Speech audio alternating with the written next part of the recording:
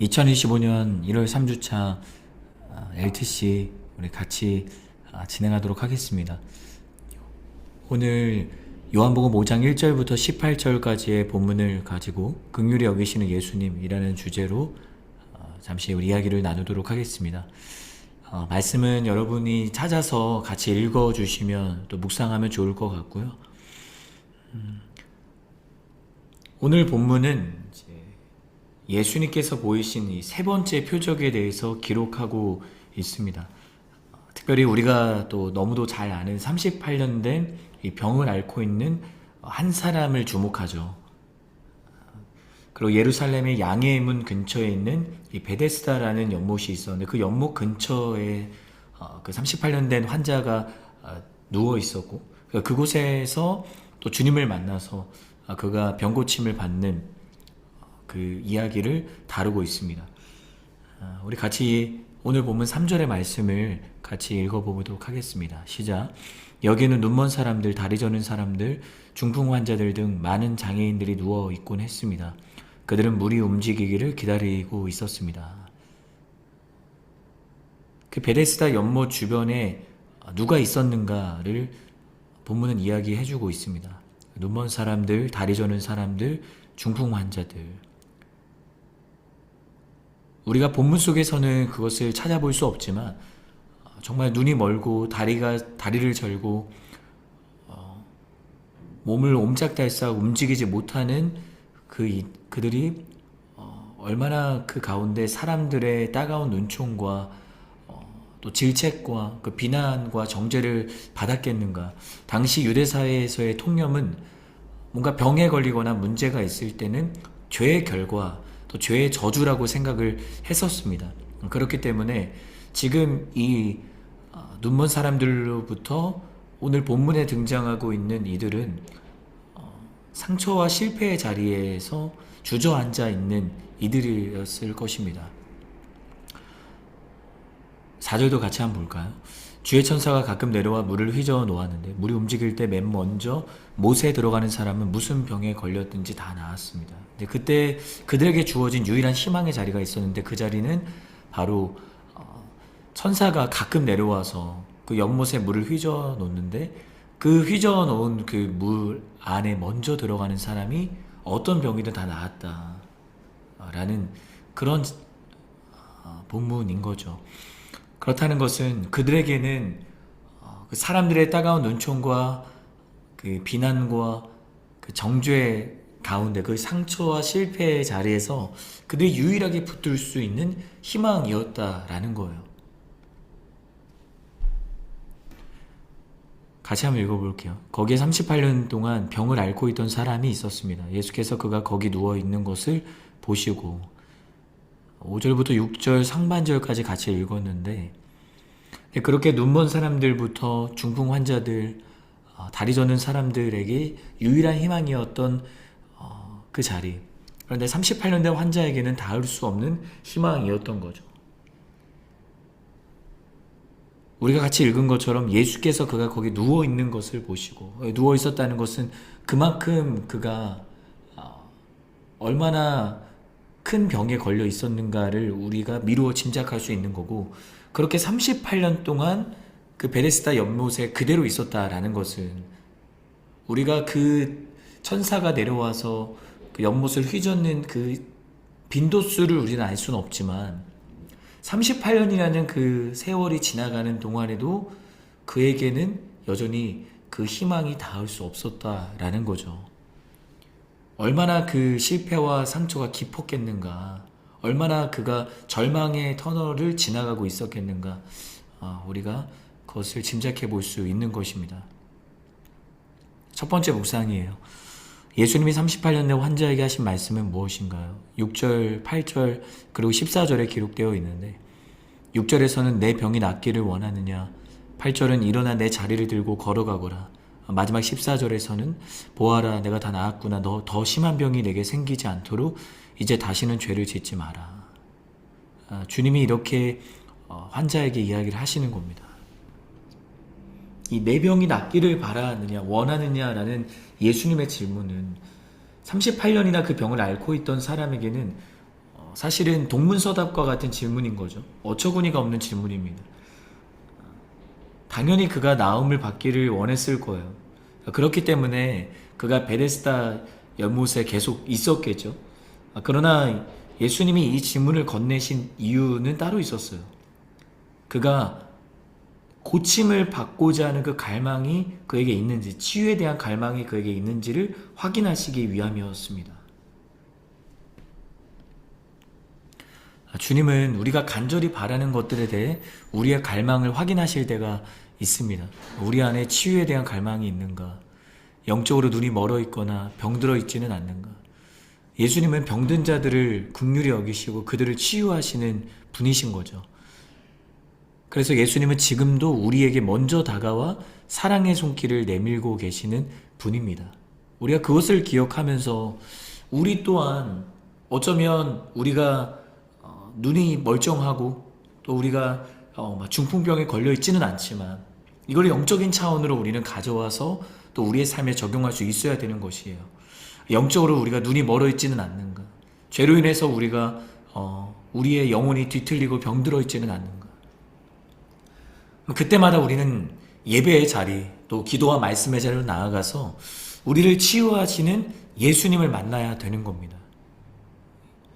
우리가 그렇게 나아갈 때 우리 가운데 치유가 있을 수 있는 이유는 예수님께서 우리에게 먼저 다가와 주셨기 때문이고 우리에게 사랑의 손길을 내밀고 계시고 있기 때문입니다. 여러분 기억하시길 바랍니다.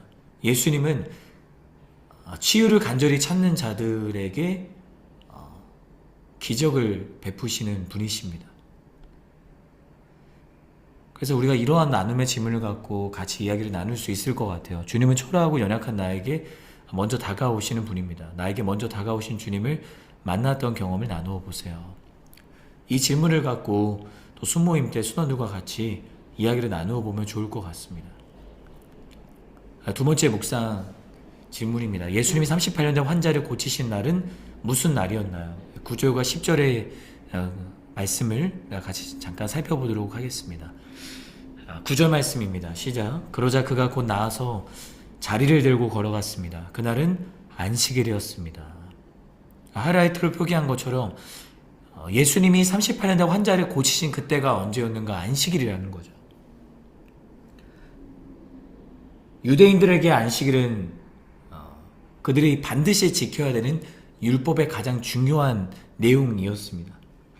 근데 그들은 이 안식일을 하나님께서 말씀하신 그 본래의 의미대로 지켰던 것이 아니었어요.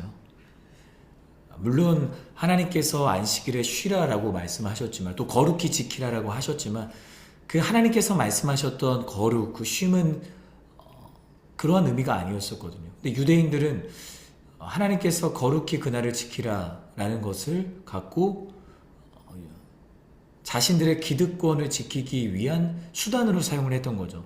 누군가가 안식일에 일을 하거나 또 지금 주님이 38년 된 환자를 고치신 그것을 보고 그것을 비난하고 정죄하는 수단으로 삼았다라는 거예요.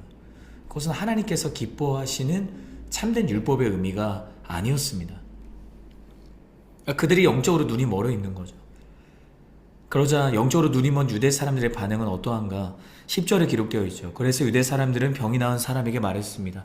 오늘 안식일이니 자리를 들고 가는 것은 옳지 않소. 그렇게 지금 반응을 하고 있는 거예요. 하나님이 말씀하신 건 이것이 아닌데 우리의 삶도 이와 같을 때가 있지는 않나요? 우리도 영적으로 눈이 멀어서 하나님께서 우리 가운데 말씀하신 그 말씀을 우리가 갖고 그 말씀으로 우리가 순종하고 다른 누군가를 세우고 살리고 사랑하는 그 통로로 그 말씀이 적용되고 살아내야 되는 건데 그 말씀이 우리에게 날카로운 기준과 잣대가 되어서 다른 사람들을 시험에 빠지게 하고 또 비난하고 정죄하는 마치 내가 유대 종교 지도자들과 같이 그런 모습으로 살아가고 있을 때는 없는가? 그렇지만 영적으로 지금 눈이 뜨인 이 38년 된 환자 한 사람의 반응은 다른 겁니다. 내 병을 고치신 분이 내게 자리를 들고 걸어가라 라고 하셨어. 그는 유대 사람들의 그 반응과 자신을 향한 비난은 중요하지 않았어요. 예수님께서 자신을 고치셨기 때문에 그분이 걸어가라고 하셨기 때문에 나는 그렇게 순종하였던 것 뿐입니다. 지금 우리는 모든 유대 사람들이 지금 그를 둘러싸면서 잘못된 모습으로 하나님의 말씀을 오용하고 있는데 이 한 사람만은 달랐다라는 거죠. 한 사람만은 영적으로 눈이 띄어서 주님의 말씀에만, 예수님께만 집중하고 있었다라는 겁니다. 순종이란 우리가 지난주에도 같이 나누었던 내용인데 모든 열악하고 부정적인 환경을 바라보지 않는 것이다. 고민하지 않고 계산하지 않고 일단 순종하기로 결단하는 것이다. 여러분을 축복합니다. 우리가 고민하지 않고 계산하지 않고 주님 말씀하실 때 있는 그대로 순종하는 결단의 사람이 되기를 주님의 이름으로 축복합니다. 내가 정말 순장으로 다락방장으로 서 있을 때, 또 MC단으로 서 있을 때, 정말 나는 주님께서 나에게 말씀하실 때, 나를 깨닫게 하실 때 내가 고민할 때는 없는가, 계산할 때는 없는가, 내 형편과 내 환경과 내 문제를 먼저 내가 붙들고 주님의 말씀은 나중에 그 다음으로 내가 미루고 있을 때는 없는가. 같이 한번 읽어볼까요? 예수님은 우리에게 하나님의 능력과 영광을 나타내기 원하신다. 그와 동시에 우리가 세상으로 나아가 그 능력과 영광을 증언하기 원하신다. 우리가 율법적인 것들을 지키는 것에 매몰되어 사랑과 자비를 실천할 수 있는 기회들을 놓치고 있지는 않은지 점검할 필요가 있다. 여러분의 삶에 그런 점검하는 은혜가 있을 텐데 그 은혜를 붙드는 저와 여러분이 되기를 주님의 이름으로 축복합니다. 두 번째 나눔의 질문인데, 내가 그 병자였다면 예수님의 말씀을 따라 나의 진리를 들고 걸어갈 수 있을까요? 사람들의 시선에서 불구하고 예수님께 순종하는 마음으로 행복했던 것에 대해 나누어 보세요. 내가 그 영적으로 병들어 있고 예배의 자리가 무너져 있고 기도의 자리가 흔들려 있던 그런 영적인 병자였다면 내가 주님의 말씀을 따라 걸어갈 수 있는가? 사람들의 시선이 어떠한다 할지라도, 세상이 나를 어떻게 바라보든 그것에도 불구하고 내가 예수님께서 말씀하시는 대로 계산하지 않고 재지 않고 주저하지 않고 결단하며 나아갈 수 있는가? 또 그러한 은혜, 그런 행복하고 감사했던 순간들이 있다면 그걸 갖고 수모임 때 나누면 너무 좋을 것 같습니다. 그럼 제가 기도하고 마치도록 하겠습니다. 사랑하는 주님, 감사합니다. 우리가 오늘 말씀을 기억합니다. 38년 된 환자 그 한 사람을 주목하시고 그를 긍휼히 여기신 주님, 그에게 찾아오셔서 내가 낫기를 원하느냐, 일어나 내 자리를 들고 걸어라 말씀하신 그 주님의 말씀이 우리를 향한 말씀임을 우리가 믿습니다. 우리가 영적으로 눈이 가려지고 우리 또한 주저앉아 있는 그 실패와 상처의 자리에 있을 때 우리가 그 자리만 매몰되고 멈춰 있는 것이 아니라 오늘도 나를 일으키시고 나를 고치게 원하시는 그 주님의 말씀을 듣게 하시고 기억하게 하시고 붙들게 하시고 그 말씀을 따라 하나님이 나를 부르신 그 리더십의 자리에서 또 다른 무너져 있고 주저앉아 있는 이들에게 내가 다가가서 예수님의 그 말씀을 기억하며 일어나자고, 함께 예배하자고, 함께 기도하자고, 그렇게 주님의 그 모습을 닮아 살아가는 모든 리더십들이 되게 하여 주옵소서. 사랑하는 예수님의 이름으로 기도합니다. 아멘.